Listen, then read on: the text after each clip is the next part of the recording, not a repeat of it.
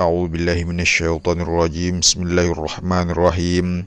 Dari Abu Hurairah radhiyallahu anhu berkata bahwa Rasulullah sallallahu alaihi wasallam bersabda, "Sekiranya aku memiliki emas sebesar gunung Uhud, aku tidak akan senang emas itu tersisa sedikit pun di sisiku selama 3 hari, kecuali yang aku sisihkan untuk membayar hutang."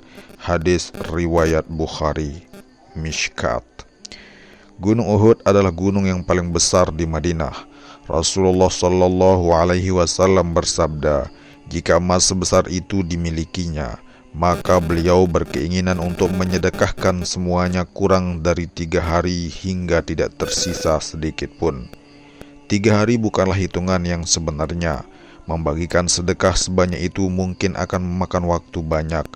Akan tetapi, jika mempunyai tanggungan hutang yang harus dibayar, boleh menyisihkan sebagian untuk melunasinya, karena membayar hutang lebih utama dari sedekah. Di dalam hadis ini terdapat dorongan untuk memperbanyak sedekah dan keterangan bahwa melunasi hutang harus lebih diutamakan. Hal ini menggambarkan akhlak suci Rasulullah Sallallahu Alaihi Wasallam yang tidak suka menyimpan harta. Anas radhiyallahu anhu adalah pembantu Rasulullah Sallallahu Alaihi Wasallam yang sangat setia. Ia berkata bahwa Rasulullah Sallallahu Alaihi Wasallam tidak pernah menyimpan apapun untuk hari esok. Dalam riwayat lain, Anas radhiyallahu anhu meriwayatkan, ketika Rasulullah Sallallahu Alaihi Wasallam diberi 3 ekor burung oleh seseorang sebagai hadiah. Burung itu kemudian diberikan seekor kepada salah seorang pembantunya. Pada hari lain, pembantu itu mendatangi Rasulullah Sallallahu Alaihi Wasallam dengan membawa burung itu.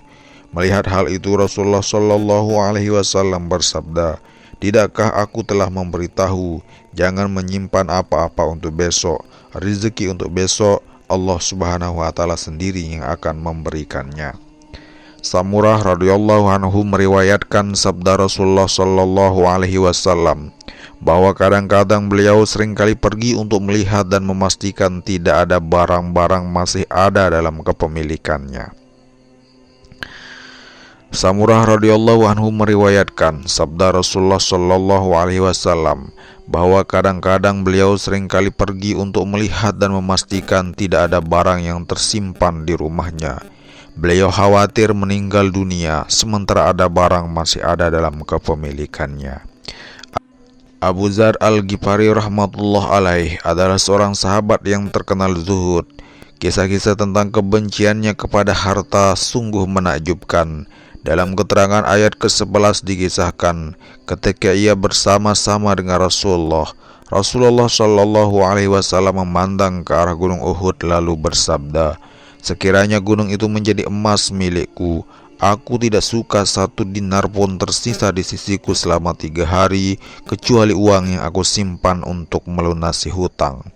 Setelah itu Rasulullah Sallallahu Alaihi Wasallam bersabda, "Orang-orang yang memiliki harta yang sangat banyak biasanya mendapat pahala yang terlalu sedikit, kecuali yang berbuat begini. Perawi hadis menerangkan bahwa Rasulullah Shallallahu Alaihi Wasallam berkata demikian sambil menggerakkan kedua tangan sekali ke kanan dan sekali ke kiri, yaitu isyarat bahwa mereka memberikan hartanya kepada mereka yang di sebelah kanan dan yang ada di sebelah kiri. Maksudnya kepada setiap orang yang membagi-bagikan hartanya sebanyak-banyaknya. Bukhari. Dalam kitab Mishkat dikisahkan pula mengenai Abu Dzar radhiyallahu anhu bahwa pada masa Khalifah Utsman, ketika itu ia sedang duduk di sisi khalifah yang sedang bertanya kepada Ka'ab rahimahumullah.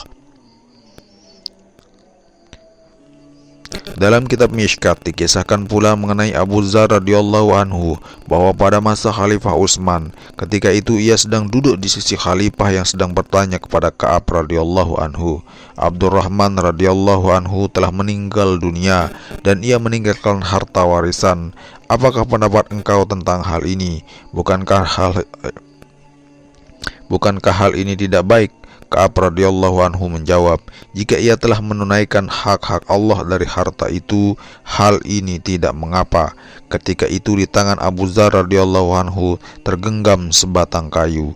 Dengan kayu itu ia memukul Ka'ab radhiyallahu anhu sambil mengatakan bahwa ia mendengar Rasulullah shallallahu alaihi wasallam bersabda, jika gunung ini dijadikan emas supaya aku dapat membelanjakannya dan pembelanjaanku ini diterima oleh Allah Subhanahu wa taala, maka aku tidak suka menyisakannya walau hanya sebanyak 6 uqiyah ketika aku sudah meninggal dunia. Setelah itu Abu Dzar radhiyallahu anhu berkata kepada Utsman radhiyallahu anhu, Aku bertanya kepadamu, bersumpahlah, tidakkah kamu mendengar hal ini sebanyak 3 kali dari Rasulullah Shallallahu Alaihi Wasallam?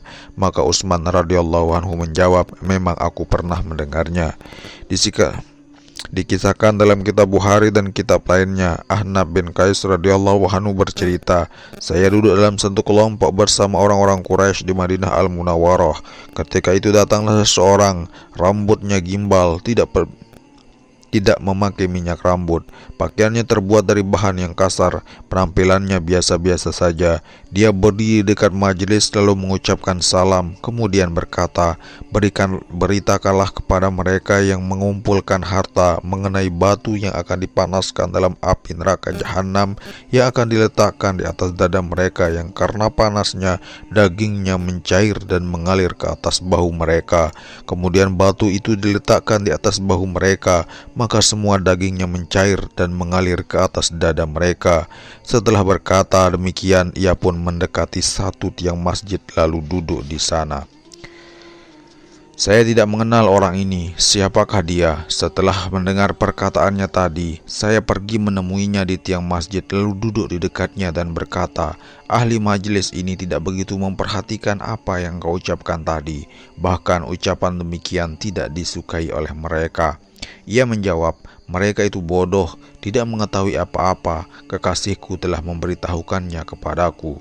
Saya, Ahnaf radhiyallahu anhu bertanya, siapakah kekasih Anda? Ia menjawab, Rasulullah Shallallahu Alaihi Wasallam. Suatu ketika Rasulullah Shallallahu Alaihi Wasallam berkata kepadaku, wahai Abu Dzar, lihatlah gunung Uhud itu. Aku mengira Rasulullah Shallallahu Alaihi Wasallam akan mengutusku untuk menguruskan sesuatu di sana. Oleh karena itu aku menjawabnya, ya, saya melihatnya. Kemudian Rasulullah Shallallahu Alaihi Wasallam berkata, sekiranya aku memiliki emas sebesar gunung itu, aku akan menafkahkan seluruhnya kecuali 3 dinar. Setelah itu Abu Dzar radhiyallahu anhu berkata kepada saya atau Ahnaf radhiyallahu anhu, tetapi mereka tidak paham sehingga terus mengumpulkan hartanya untuk dunia. Demi Allah, aku tidak meminta dunia dari mereka. Aku juga tidak butuh fatwa agama dari mereka. Mengapa aku harus ragu-ragu untuk berbicara tegas? Demi Allah, aku tidak minta dunia dari mereka. Aku juga tidak butuh fatwa agama dari mereka. Mengapa aku harus ragu-ragu untuk berbicara tegas? Fathul Bari. Kisah lain mengenai